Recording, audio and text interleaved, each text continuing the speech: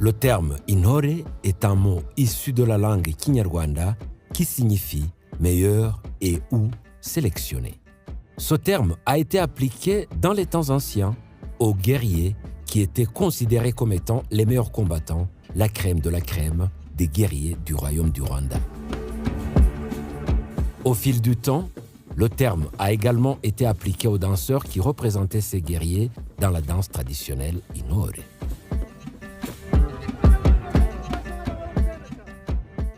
La danse traditionnelle intore est une danse de célébration de la vie, de l'amour et de la victoire, mais de la bravoure également, qui représente la fierté et l'identité du Rwanda par ailleurs. Comme danseurs, intore étaient sélectionnés par leur chef pour être formés dans une institution traditionnelle appelée itorero, où ils apprenaient les valeurs culturelles, la poésie, les jeux traditionnels et d'autres catégories d'art du spectacle. Sous le roi Mutara III Rudahigwa, entre 1931 et 1959, la danse intore s'est affermie, surtout que celui-ci était reconnu comme intore très habile et très réputé. Aujourd'hui, les détenteurs de ce patrimoine se retrouvent dans toutes les strates de la population rwandaise. Itorero kera bigiragamo ibintu byinshi cyane cyane ibintu bijyanye n'urugamba kubera ko no hantu batoranyaga ingabo z'igihugu zavaga mu matorero. Ubu ngubu byahindutse twabihinduye umukino mwiza, byageze no mu mahanga, intore zagezeyo aho tugeze hose mu marushanwa, ndetse henshi tuba turi abambere n'ibikombe turabitahana. Intore est un art chorégraphique et une expression artistique rwandaise qui incarne la philosophie élitiste. Les danseurs intore exécutent des pantomimes dites imihamirizo, organisées sur plusieurs lignes, imitant les rangs des anciens guerriers sur le champ de bataille. Comme art de spectacle, la danse traditionnelle intore est codifiée avec un rythme lent et saccadé où il faut jauger les mouvements de l'adversaire invisible.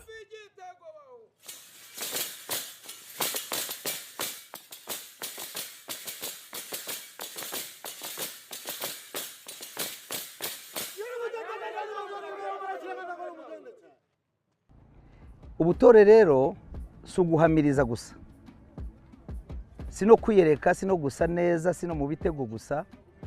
Ubutore huzuyemo n'ubupfura n'ubunyangamugayo n'indangagaciro. Ibyo byose biguherekeza mu buzima bwose no mu gihugu.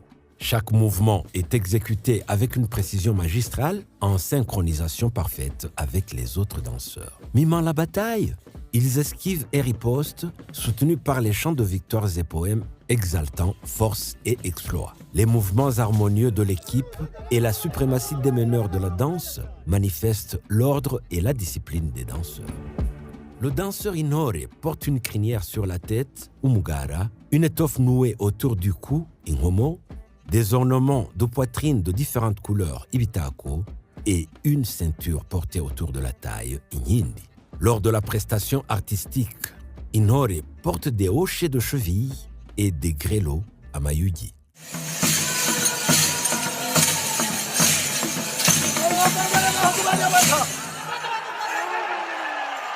Intore tient une lance, ichumu, dans la main droite et un bouclier, ingabo, dans la main gauche.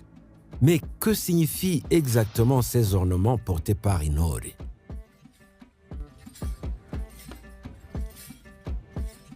Nk'uko mubibona aya ngaya yitwa mayugi. Aya mayugi kera akaba yaragaragazaga umurindi ndetse n'uburyo ingabo zaje ari nyinshi ziteguye zihagije ziteguriye urugamba. Amayugi agaragaza ibitego by'intore mu rwego rwo kumvikanisha iby'intore zikora zihamiriza. Uyu mwambaro ukaba witwa inkindi. Inkindi akaba ari umwambaro wahabwaga intore zisoje urugerero. Iyo wagusoje umaze kwitoza mu itorero wemeye kuba ingabo, ubyemerewe nibwo wahabwaga uyu mwenda ukaba wemejwe kuba ingabo. Uyu ni umugara. Akaba ari umugara wagaragazaga igitinyiro, ugaragaza igitinyiro cy'intore. imbere y'umugara murabona aka ngaka tukita inkomo.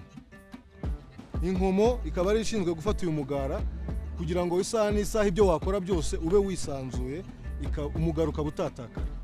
Mu gituza cyiwe murahabona icyo bita igikubwe. Igikubwe kikaba gifatanya n'ibi bitako mubona bitandukanye impande zombi, bakaba barabikoreshaga mu gufata imyambi mu mutana. Iyo gushize umutana mu mugongo wawutegeshaga iki gikubwe n'ibi bitako kugira ngo ufate neza ube iyo myambi bitagwa cyangwa se umutana ubutagwa. Hanyuma iri ni icumu ryacuriwe gucungura uryitwaje. Iri cumu ryitwazwaga ku rugamba kugira ngo umuntu wese uryitwaje uwamutera wari wese aba ari ryo yakoresha mu kwirwanaho. Iyi ni ingabo umuhanga yahise intamenwa. Umuntu wese uguteye umwanzi wawe iyo muhanganye niyo ukoresha mu gukuramo ibintu byose umwanzi yaba ari kugutera, ukayikoresha ukinga ukanazibukira. Murakoze cyane. La danse Intore contribue à créer une image impressionnante et majestueuse de la culture rwandaise. C'est également un moyen pour les Rwandais de célébrer leur culture et leur patrimoine. À chaque fois quand on voit la danse Intore, un danseur Intore, on pense aux Rwandais. On pense au Rwanda parce que c'est cette identité que nous avons en particulier. Et aussi, on a la chance que dans toutes les ambassades du Rwanda à l'étranger, il y a toujours des troupes de danse. Et dont Intore, c'est quelque chose qu'on veut que ça soit dans tous les pays où on peut trouver les Rwandais. Et que on ne sait jamais, peut-être que les étrangers, les gens aussi qui vivent sur Terre vont s'accaparer de cette danse qui va être vraiment une danse mondiale.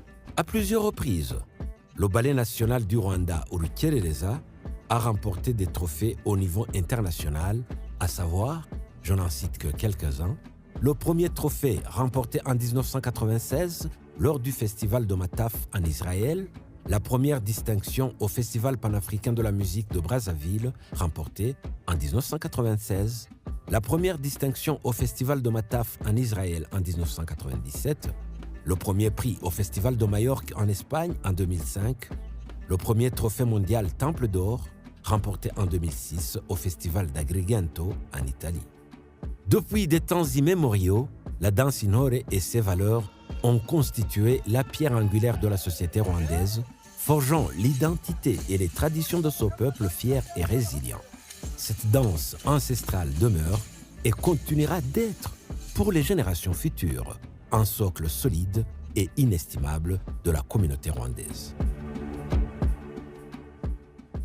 Il est de notre devoir de préserver et de perpétuer ce patrimoine culturel unique et irremplaçable qu'est la danse Intore, véritable trésor national du pays des mille collines, le Rwanda.